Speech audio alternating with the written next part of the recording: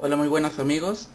En esta ocasión tenemos aquí un circuito de amplificador del tipo BJT, y lo que a continuación vamos a hacer es, en primer lugar, hallar el modelo equivalente en pequeña señal de este circuito amplificador, y vamos a tener como datos estos que están acá. El valor del beta es igual a 200, la tensión de Early es igual a 100 voltios, la tensión o el voltaje térmico es igual a 26 milivoltios, y también nos dan el punto de trabajo de este amplificador, el cual la tensión del colector emisor, que es esto que tenemos acá, es igual a 5,98 voltios, y la corriente que pasa por el colector en su región de funcionamiento normal es de 3,72 miliamperios.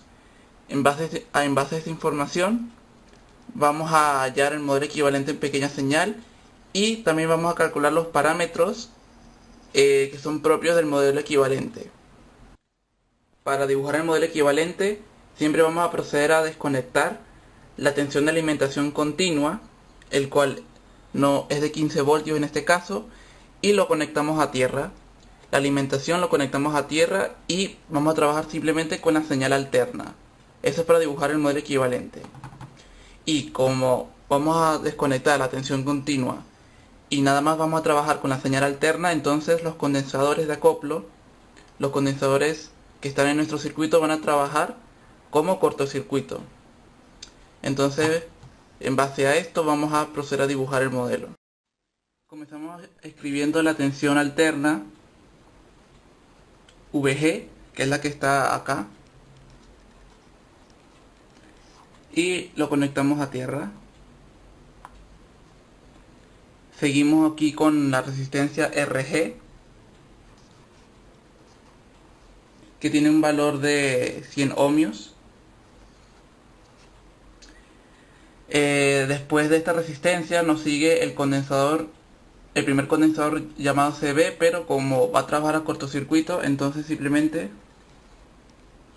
dibujamos dos puntos aquí para entender que aquí está el condensador, pero está cortocircuitado.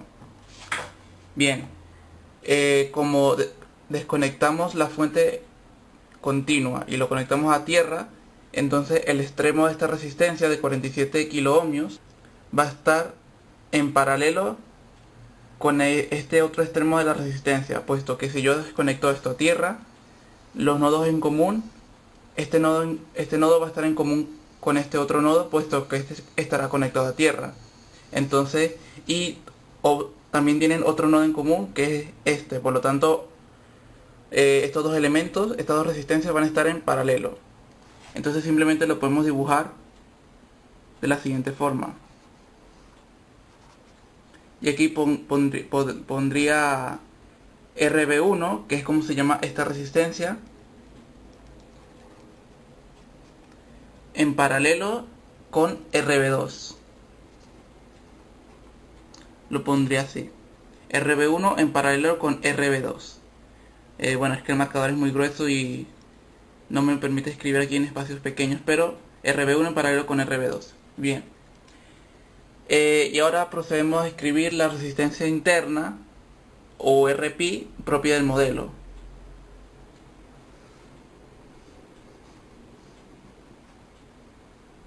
Dibujamos RP, la resistencia interna, y la tensión interna la llamaremos VP. Ahora procederemos a dibujar la fuente dependiente de corriente, que es propia del modelo. Lo dibujamos hacia abajo, puesto que la flecha de nuestro amplificador va en este sentido, va desde la base al emisor.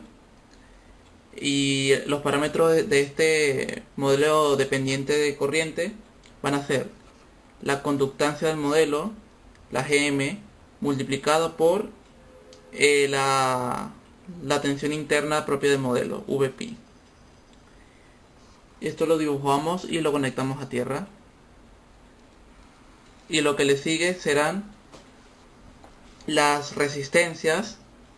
La impedancia de salida, que es propia del modelo, la RO, resistencia de salida, que a continuación vamos a hallar su valor, al igual que la conductancia del modelo y la resistencia a la impedancia de entrada. Y todo esto va a estar en paralelo con la resistencia RC. La resistencia RC va a estar en paralelo con la resistencia de carga, puesto que este condensador va a estar cortocircuitado y por lo tanto esta resistencia, al estar conectado a tierra y al conectar a tierra la fuente de alimentación, el nodo en común para RC y RL, aparte de ser este, va a ser este otro nodo, puesto que van a estar ambas resistencias van a estar conectadas a tierra y por lo tanto ambas resistencias van a estar en paralelo. Entonces aquí dibujaremos RC en paralelo con RL. Y así nos quedaría el modelo equivalente en pequeña señal. Y bueno, ahora lo que hay que hacer es hallar los parámetros Rπ, R sub O y la conductancia del modelo en base a los valores que nos dan aquí. A la tensión colector emisor, a la corriente que pasa por el colector y a la tensión de Early y el voltaje térmico. Bien, para el cálculo de los parámetros del modelo, aquí tenemos las fórmulas. La resistencia, la impedancia de entrada Rπ es igual al voltaje térmico partido la corriente que pasa por la base en su punto de funcionamiento nominal. La resistencia de salida o la R sub O es igual a la tensión de Early partido por la corriente que pasa por el colector. Y la conductancia del modelo es igual al parámetro beta, que ellas nos lo dan, dividido por la resistencia de entrada Rπ.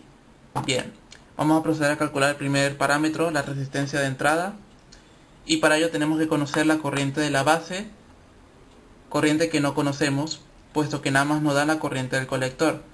Pero recordemos que cuando un transistor está trabajando en la región activa directa, que por lo general es así, tenemos que la corriente de la base en su punto de funcionamiento nominal es igual a la corriente que pasa por el colector dividido entre el parámetro beta. Conocemos esta corriente y conocemos el parámetro beta, por lo tanto simplemente hay que dividir